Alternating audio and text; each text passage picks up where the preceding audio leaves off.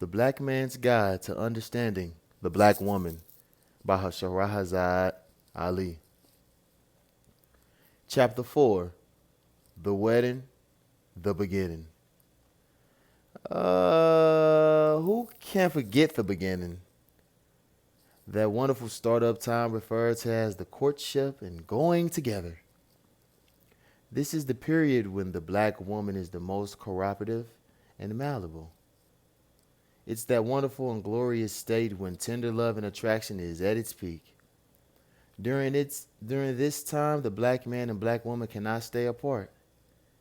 It is too painful to stay away from each other for an extended period of time. Every touch is magic, every glance ecstasy, and the delicious of exploitation of sex is brand new. Spine tingling excitement, overwhelming enjoyment. How could it ever end? The fondling, the anticipation, the preparation, the perpetration, desire of new love. The black woman stares into the admiring eyes of the black man and reflects his loving gazing with worship innocence. Her eyes give the temporary and false promise that she will always remain in submission and feel lucky to have her man's love. She is agreeable, complimentary, affectionate, and giving. Nothing is too good for her man during this period. Life and love are still and pure, magnetic. Attractions is in the force and neither side is able to withstand the pull because they created it. More lies are told during this stage than will ever be told again. The black woman spares no expense or energy to convince the black man that she is his mate for him. Naturally, he believes her because he wants to. She makes him feel like a king. She is alluring and soothing.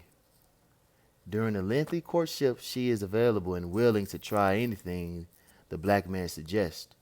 She is thoughtful in sending him cards or little love notes, taking time to do special little favors for him.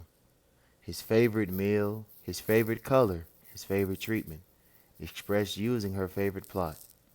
Her flexible and happy behavior turns out to be a gross misrepresentation of how she really is. After the point when she feels confident, she has the man she starts to take a kind of inventory. She memorizes and catalogs all of her man's little idiosyncrasies that she plans to change. She believes she will be able to change the black man by subtle prodding and sweet requests. Sometimes these changes are monumental rearrangements of his personality that he has had all of his life. Nevertheless, she thinks that he can change and she does not doubt that she is the one to change him. The black man knows nothing about this plan and believes that she accepts him as he is, just as he accepted her.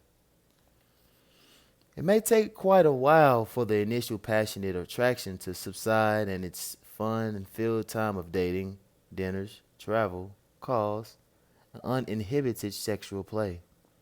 The black man thinks that her attention and interest will last indefinitely. The black woman knows that they will not. She weans him slowly using excuses and justifiable sounding explanations. When the black woman becomes busy with normal life activities, the first thing she gives up, eliminates, or sacrifices is loving attention to the black man. She believes that after she gets him, he is expendable and adult, and should understand when she has more expressing things to do. If anything has to be squeezed in, it's him. If anything has to be squeezed out, it's also him. Instead of his care being paramount, it becomes something the black woman does on the run. While it is a natural occurrence for work, the house and the children to take up a certain amount of time, it's not a natural occurrence for the loving attention to the black man to stop. The time may become shorter to express it, but it should not become more infrequent.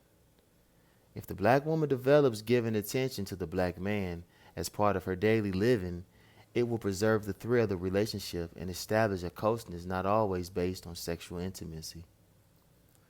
It's not that she necessarily takes him for granted, it's just that she does not place the right value on his presence.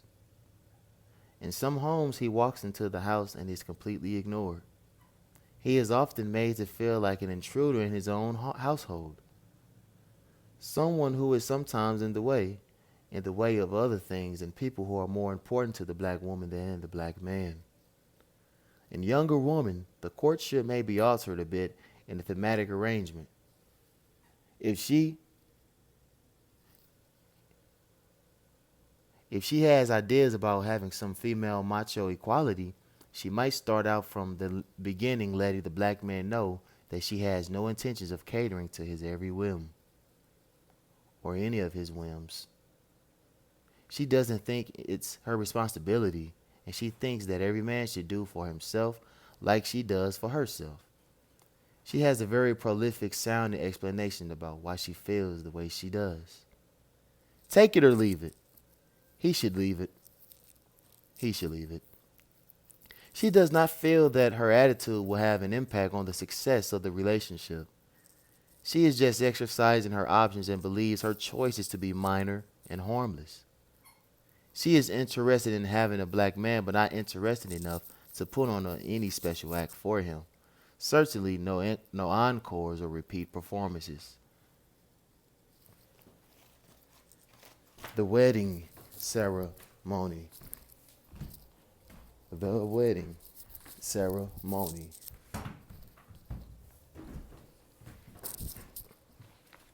The wedding ceremony. For the contemporary black woman, the big, expensive, elaborate weddings are in. Their requirements are big ceremony, big church, big reception, big expensive wedding, big floral arrangements, big catered menu, big matching wardrobes for the attendants, big honeymoon, big ego production, and big cast expenditures. But this is the black woman's shining hour. She is the center of attention, the star, and her wedding is the public symbol of her wonderful life waiting ahead. It is a glorious tribute to her big announcement that I got him. The black man cooperates and participates in all of his hoopla because he is prompted by both families and mostly because he wants to please his woman. She's not only wants it, she demands it. Although his nature may tell him that this is too much money to spend on publicity agreeing in front of several hundred witnesses that they are now married, sometimes 5,000 to 50,000 or more is spent on the wedding affair, and a lot of this money comes out of the black man's pocket. Gone are the days when the woman foots the bill for the entire wedding. The black woman is not concerned with the financial strand, will beg, borrow, and charge to produce this show. Later on, when viewing the videotape of this main event, it may be difficult for the black man to believe that his woman could orchestrate such a synchronized attraction, but now finds it impossible to get dinner on the table every night at a reasonable time. Sometimes the woman may look at the tape over and over again, remembering what she may describe as the most beautiful period of her life. Sometimes the man gets lost in the shuffle of the wedding plans and finds himself standing around trying to figure out his part in this. Usually several family fights and disagreements occur on both sides before the grand day takes place. They rumble. After the honeymoon, the couples return home to start living out the black man's dream of married life. She immediately takes on the rest of her job of trying to set her life in order. It is also at this time she completely relaxes and let the black man know a bit by bit that she expects him to carry his part of the load and make a few changes, now that they are really married. Now comes the real deal. Few black women cross the thresholds of marriage without a carefully outlined mental plan of how she intends to change her man to suit her wishes. She sees marriage as the contract whereby she can be herself, the wrong self. She believes that the only way to maintain control of her life is to maintain control of her man. This control starts by trying to keep up with him, to know where his whereabouts at all times. Often she'll ask questions about where he's been and then sneakily ask him the same question at another time to see if he'll give the same response. One of the worst mistakes the black man can make when living with a black woman is to start out telling her every steps he takes when he's not with her. The first time she tricks him into answering, she will expect an explanation from then on. The reason she uses to pry into his comings and goings are: 1. I worried about you. You could at least call. 2. You asked me where I go. 3. 'Cause I have the right to know. I'm your wife, a woman. 4. Somebody was looking for you. 5. So I know what's going on or what's happening. 6. 'Cause I just want to know. Certainly, if the black man desires to inform the black woman on his whereabouts, he can do so. But the problem is trying to comply with her slanted curiosity, which is really interrogation. Is that the black man can never be sure of which point in the disposition he will give the wrong answer and put her in a mental hell that may last for days. Her questions represent distrust and insecurity. She spends a lot of time during her day thinking of ways to bust the black man, and she will worry over any unsettled details that could the atmosphere with suspension and doubt. The two most painful emotions in her relationship. Although she won't admit it, her position is that if you ain't with me or your crowd of witnesses, then you must be doing something wrong. Or, if you ain't with me, then you must be with somebody else. Or, how come you can't tell me where you were? She does not really believe that what she doesn't know can't hurt her. Everything hurts her. And she thinks it's the black man's fault. If the black woman would take a moment to be truthful and admit her fears and the root of her despair, she would have a better communications with the black man. And honestly, is what she says she wants, but she only wants it from one side. His.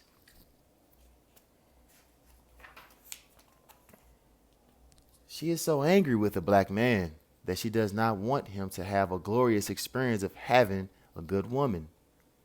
A good woman. The kind of woman who is in submission to her man and loves it. Hey! The kind of woman who obeys because she wants to obey and not because she is forced into doing so. The current black woman denies any notion of yearning to be under the black man's control. She pushes this idea out of her mind by recalling that he doesn't deserve it anyway. Why? Because he will not do what she wants him to do. She does not know the luxury of relaxing and living her life for her black man and doing everything she can make him happy. By letting the black man be the head of the family, she could revive him. And by getting behind him and supporting him, he could be free. The black woman cannot know freedom until the black man does. The wise say a man can rise no higher than his woman. Until the black woman makes a conscious choice to start respecting the black man, he will remain in his current condition and decline even more. Some black women say they are satisfied with the status quo of their relationship and wouldn't have it any other way. They are lying. They are just trifling and enjoy quibbling and use these tactics to delay the inevitable for as long as possible. When the black woman accepts her rightful place as queen of the universe and mother of the civilizations, the black man will generate his power that has been lost to him over 400 years directly. The black woman should not mimic the ideas and attitude of Western civilization. The white man clearly understands that the preservation of the family order is what allows him to rule the world. This fact is not hidden knowledge. When the standards that preserve civilizations are disregarded, the result is do your own thing, reckless and disorganized existence. The domestic crime rate in America bears witness to the breakdown of the family structure and the demise of the traditional values that preserve peace between women and men. The ceremony. There have arisen endless creative expressions of how those exchange the wedding vows, and many are quite interesting. But the standard theme contains the standard American design format. Little does the black woman know the entire wedding ceremony was taken from the white man's history of being in the cave, which is referred to as prehistoric times. It was out of the caveman period that they devised the marriage rites, and each segment of the ceremony denotes a particular aspect of their life in the cave. It has no black cultural background in it. Most have seen the pictures of the white caveman walking with a club over his shoulder, dragging the white woman behind him. This picture is the brunt of many jokes, suggesting that this is how the white man claimed his woman. The following definitions explain how they came to use the seemingly timeless marital rites. The ring is symbolic of the rope, cord or vine used to tie up the woman, the bride, in order to conquer her, and it was used to bind her wrists and ankles while kidnapping her from her tribe. This was done by the groom. The ring bearer is the man who went with this groom to steal the bride. He is the one who carried the extra rope. It took 2 to 3 men to pull this heist. The attendants. The best man was the man who went with the groom to steal the bride. The throwing of rice is symbolic of the rocks and stones the family of the bride threw after the groom when the bride's screams awakened her family and they saw she was being taken. The honeymoon is symbolic of cooling off period that followed the taking of the bride. The groom would take her up into the mountains or some far off place and keep her up there until she came into submission of him. Carrying over the threshold, symbolic of the groom carrying the bride into his cave, her new home. He had to carry her because she would not walk involuntarily. The maiden of honor is the woman in the groom's tribe, usually his mother or friend, who helped the new bride adjust to and learn the ways of life in the new cave. The veil came into practice around 1500 as a form of spirituality which was designed to keep evil spirits away from the face of the bride. The bride used to throw her garter from around her thigh, also symbolic of the rope/ring used to bind her when kidnapped. But white men used to create such a brawl at the wedding scuffle for the garter that this practice was dropped, and the bride took to throwing her bouquet to the women who were more civilized in their participation. Few black women know that what they are doing when they plan and host a big church wedding. She doesn't care. She should take the time to use her own history to have a wedding ceremony and make up her own vows. With all the black woman's profundities about what marriage means, it is just an agreement between a man and woman to be together and work in the interest of one. It is a commitment concerning dating, living between both families. The idea of separating, moving away, cleaving to each other is not an idea from the history of blacks. Blacks used to marry, set up housekeeping, or expand their present households into a larger base. Complete separation was not necessarily, since the tribe continued to work together for success in having food, clothing, and shelter. Family ties were very strong, and it was not necessarily for the man and woman to give up either of their families just so they could be together. The extended family ties were kept intact. This also allowed the elder of the women in the tribe to help guide and assist the wife in adhering to the responsibilities of marriage. Today's black woman does not want nor seek guidance about how to practice wifedom. She wants the separation so she can have the freedom to run her house any way she pleases, right or wrong. She rarely takes instruction about how to do this. She relies on the various electronic and paper media to guide her along the marriage trail. When she reaches bumps in the road, she seeks out the advice of her peers who are also failing at the job of being a good black woman to a black man. When in a dead heat about getting married, the black woman may feel the vibrations of bursting surges of love for her man. A love she intends to carry balanced on the top of her head encased in a thin sheer sheet of glass.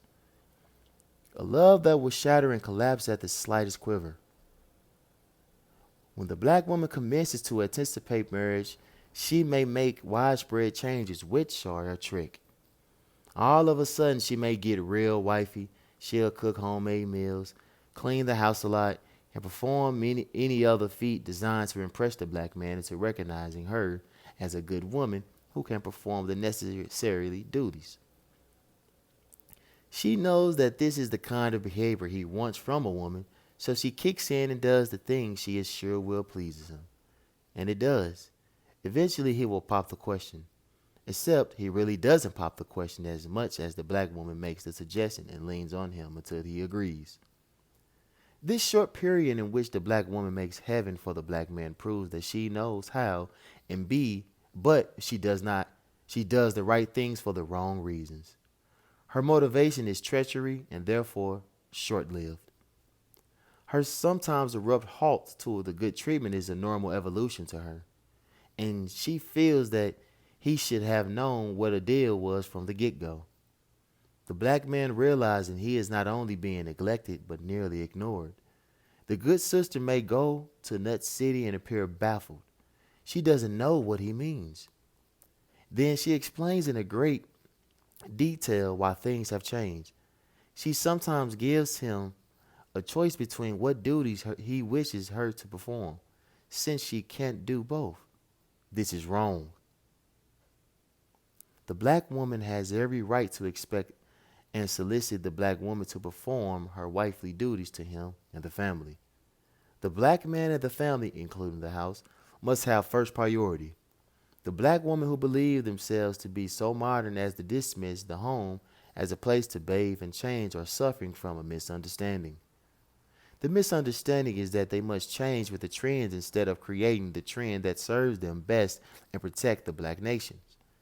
Any black woman who is not concerned with the black nation as a whole does not deserve to have a black man. The good wife syndrome. When the black woman starts out trying to do right regarding her man, her family and her home and her family, she has a very difficult time with the personal anguish she suffers from the ridicule from other black women. They tease and mock her for trying to fulfill her rightful obligations to her family. If she works on a job outside the home, but still attempts to properly care for her family, she will be verbally assaulted and criticized for her efforts. Being a good wife is considered dull and outdated by the modern black woman. Other black women would tell the good wife, 1. You're a fool for working all day and cooking all night. He'll eat if he gets hungry. 2. Why don't you tell him to cook dinner? He gets home before you do. 3. You're a fool to give him all your money. You worked for it. You got a right to spend it on whatever you want to do. 4. I wouldn't take it. 5. Girl, you ain't his slave. 6. Why don't you go to this party with us this weekend? 7. It may be for some people, but it's not for me. I just ain't cut out for it. 8. God ain't made the man I do all that for. 9. You ought to just tell him that you ain't gonna do it. 10. Girl, I used to do that, but I got help. 11. You have to train the man to do what you want him to do. 12. It is not fair for him to expect you to do all that. The above 12 remarks are just a sample of what they say in front of her face. Behind her back, they whisper, 1. This is the dumbest bitch I ever seen. 2. Did you hear that shit? 3. Girl, I bet he's having big fun while she's stuck at home. 4. I wonder what he's telling her. 5. Did you see how he looks? 6. He got her in a real trick bag. 7. I don't know how they do it. 8. I ain't working myself to death for nobody. 9. She don't have no idea of what's happening. 10. I don't know how she can go for that. These are just examples. Some are more cutting than these. It is a travesty for the black woman to criticize other black women who are married and trying to be a good wife to their man. Being married and doing the right thing is looked upon as ignorant and old-timey. Black women make erroneous changes against the righteous black woman who is trying to do her proper duty to her man, God, and her nation. She should not be mocked, but respected and admired for her good works. Any woman who deprives herself of the absolute thrill of serving and taking care of a black man is depriving herself of a special reward. The look of peace and satisfaction on the contented face of a black man has no equal. There is no better heaven for the black man than to have his wife in order. A black man who has a supportive woman feels good to go out to work, and his day is productive if he is at peace with his woman. The only way the black man can be at peace with the black woman is when she is doing what he wants her to do. A black man who sees his woman trying to please him will do everything he can to try to please her. He will make a good husband and father if given the chance. A man is proud of a good woman and of a good home. It gives him the incentive and confidence to be successful, no matter what the odds are out there. If he knows that when he comes home, he has a tender touch and attention of his woman waiting for him. The black man is the only one who knows what it takes to make a black woman happy, because she has no idea what real happiness is. But she's running so much interference that the black man rarely gets a chance to be himself and release the love and trust he has because of the black woman's funky attitude. The black man cannot pattern his life in such a way as to have time or memory to constantly remind the black woman that he loves her. Love is not a sentence. It is a demonstration. If the black woman doubts that her man loves her, the doubt grows. It does not matter after what the man tries to do or what he says, she will remain unhappy. A black woman who is relaxed at home, cooking, planning a loving welcome for her man, making a dress, or icing the cake is far happier than a black woman sitting at home alone, under the great duress waiting on the phone to ring, trying to figure out how to find a man or chewing her nails off wondering where he is. There is no comparison if contentment and happiness is the goal. The black woman's natural instinct has become so polluted and distorted that she has rejected the plan that works for the one that fails. She is on the wrong path and insists on stumbling on. It should be black people's greatest collective hope that at some point the total effect of the mind tampering during enslavement is understood. The genetic psychological damage done to blacks in slavery have been forgotten as lightweight actions that's over and past. It's much more serious and long lasting than that. It had caused the people to be morally estranged from their past. The black woman must be reminded of her duties, and the black man must stop settling for the jumble ideas she expresses. She must accept her basis ideas from the black man and improve on them instead of rejecting them in the name of having her own way. It has been proven that she does not know what she wants, nor how to get things she claims she does want. A big degree, a big job, a big car, a big bank account does not compete with a big, beautiful black man. No way, no day. The black man has allowed himself to be devalued by black women who rank among the most confused species of humanhood on the planet Earth. The black man knows that he knows, but until she is stopped and called to order, she believes herself powerless to control how she is. Her first career must be raising her family and completing the rearing work necessarily to improve the black nation. This work cannot be done by anyone else, no matter what they say they represent. Yes, times are moving fast. It seems that the black woman's previous steady and sturdy values has evaporated into the storm of American social politics. The black woman has attempted to grow and evolve like the white woman, except their history is not the same. The black woman's growth has been retarded and thwarted because she is trying to live her black life based in the values and standards of white life. She justifies all this based on her anger towards the black man for not defending himself. It's entirely possible that hitting some place in the black woman's psyche is a tremendous fury of loss of confidence in the black man because he was unable to protect her during slavery. Slavery robbed the black man of his natural right to provide and protect his family. Again, she doesn't know what he should have done to stop slavery, but she thinks he should have done something. Of course, there was nothing he could do. He felt as victimized as she, and his brain was equally wounded. The black woman's pain and frustration is so great that the only vent she pursues for release is to fight against the black man, the only man who really loves her.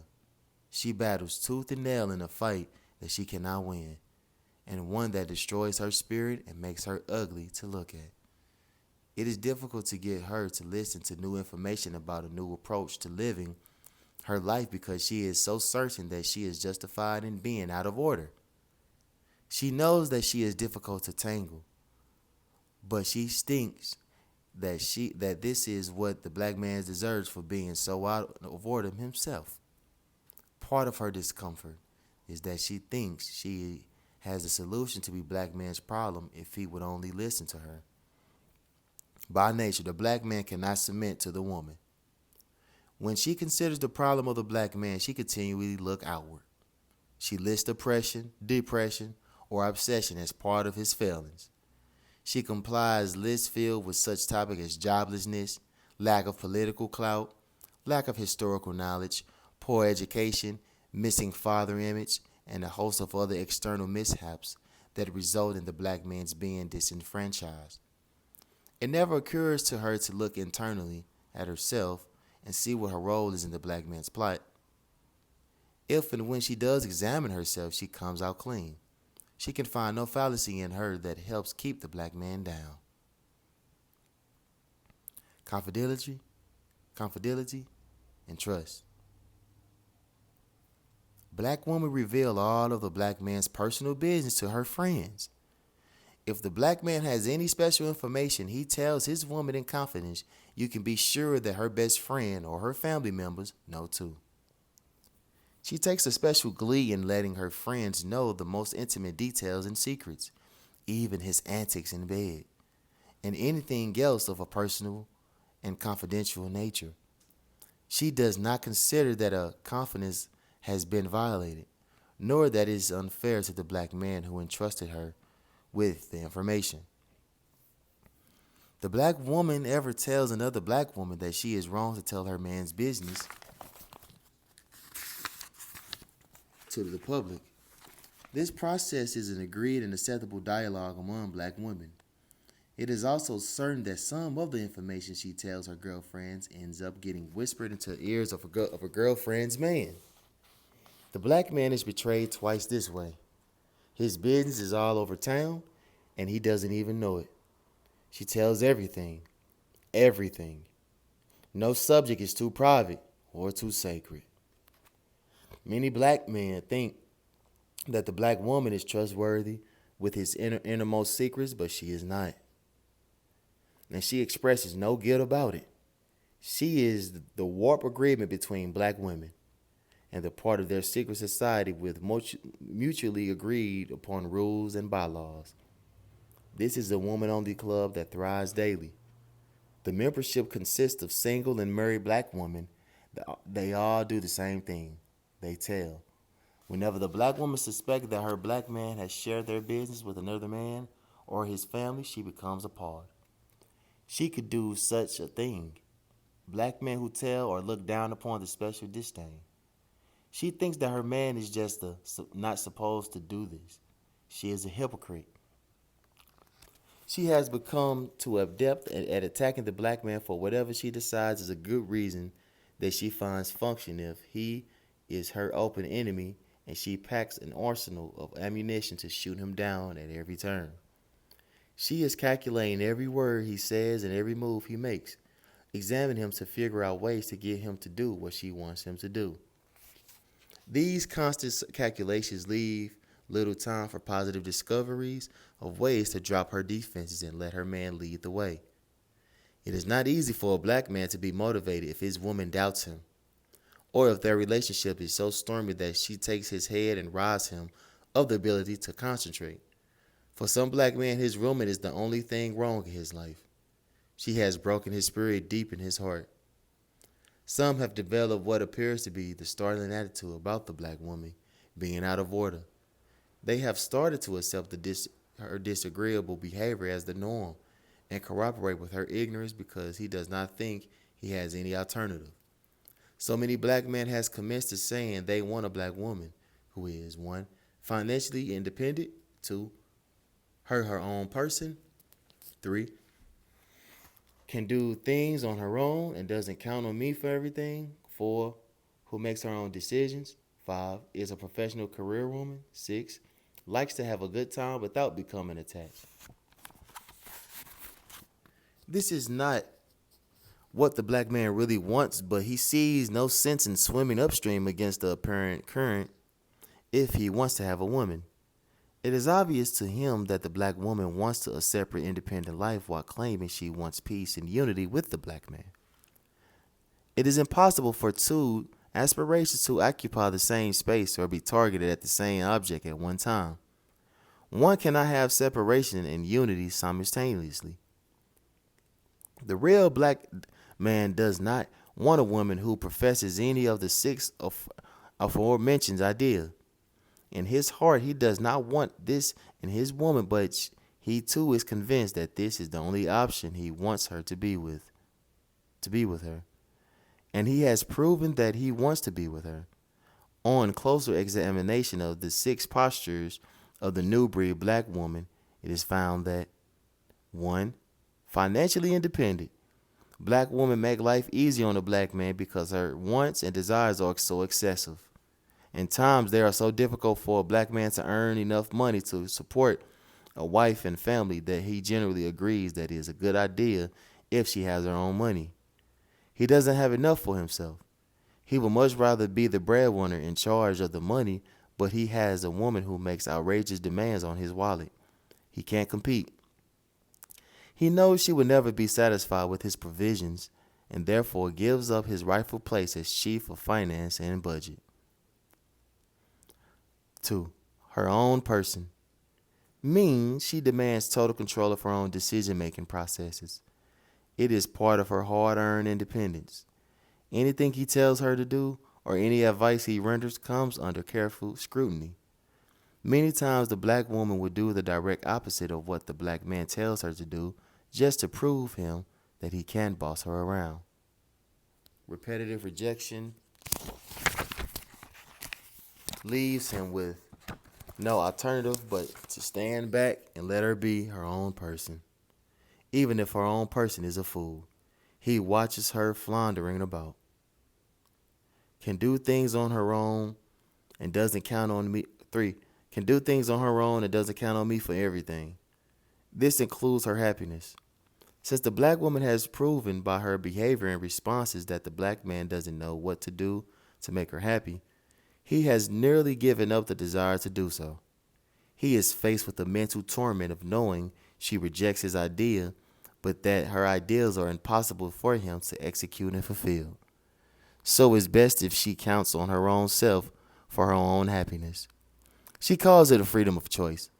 The black man calls it saving himself from endless hassle and debates predictably ending with her having her way. 4. Who makes her own decisions? The black man consists to allowing the black woman to make her own decisions. He has learned that if persist in trying to convince her to follow his advice, he has to be prepared to argue it out for a day, or he can physically be forced his woman to submit. Physically force is covered in another chapter. The black woman loose and ruthless tongue eliminates the black man alternatives. He cannot outtalk her unless she stops to listen. Therefore, he lets her have her way. A strange thing happened next. Every time the black woman wins an argument against the black man, she loses further confidence in his ability to handle her because she sees his acquiescence as weaknesses.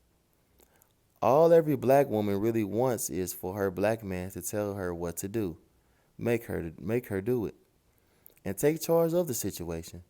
The black woman involuntarily wants to be overpowered by the black man, albeit she screams like a banshee while he is doing it. Don't believe her. This is just another contradiction in her ever changing behavior. She wants to be conquered, and whenever she is conquered, she proudly brags to her friends about the conquest. She wants to be loose, but when she spits her will against the will of the black man, he gives in. She believes that if he can't handle her, then surely he cannot handle her other outside forces that come against her. She first of all wants to be protected against herself. 5. Is a professional career woman. This means she has some type of high class title or job in some big business company. She dresses in a certain way and talks the language of whatever her job represents. The so called corporate world, if it's not a black company, is the worst place for the black woman to be because she exhibits the internal conflict of trying to live the impression she gives on her job and live in the real world that exists for her home, at home or outside workplace. She, into making a few dollars more than her often routine job holding counterparts, black men, is geared to compete. Sometimes the competition is so aggressive she calls it absurd that the black man experienced the antagonism of being defeated by the black woman in front of the white man. Her independence, strained from her salary and circle of friends, allows the black man the relaxation of not having to worry about her needs. She owns the same track as she so relieves himself on the challenge sensed by the measure she uses, she is equal. So this is just another situation permits him to defer dealing with her personal problems due to her insistence on occupational and after-work equality. He knows she will not let him infringe upon her highfalutin work decisions nor the ones she make at home, so other than sex, he has no responsibility for her. It's Stippler, and she knows it. 6. Likes to have a good time without becoming attached. Is prided by some black men because it's too lets him deal any kind of way he chooses, but avoid the responsibility of dealing with the fallout of the after effects. After effects. Black women allegedly have become more careful in their sexual involvements because of the AIDS and herpes scare. But this kind of sexual election only applies if it's a man she is not that fond of. If it is a man she likes and wants to see more of, she still gives up the sex or accepts the one night stand. Sometimes she does this because she too does not want to make a commitment or have to contend with anything else the black man has other than his body. Her total statement gets reduced to what she transmits in bed. And after that she may have no further use up for him. Partying, going out, and sex are the only thing a black man and black woman can have if they do not commit to each other and try to build a lasting relationship. The black man who knows full well of these, that the black woman is filled to the brim with personal problems, doesn't always feel like going through all the changes required of him to tame the woman. So they both agree to just participate in what they consider the good parts of the relationship and dismiss the other parts as just a way to burst the groove.